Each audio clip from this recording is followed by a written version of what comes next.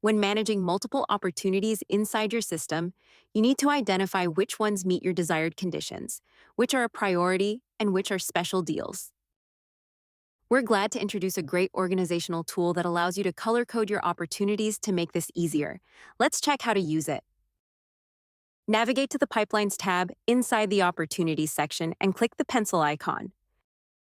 Switch to the Smart Tags option and click Add Smart Tag.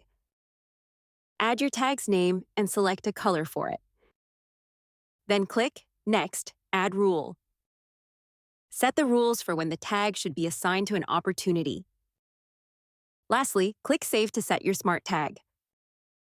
By using this tool, you can break down complex data into manageable parts by creating an intuitive association between color and meaning, simplifying prioritization and reducing errors when interacting with opportunities. Color coding your pipelines will greatly improve your focus when managing opportunities, leading to more sales, happier customers, and fewer mistakes. We hope you enjoy it.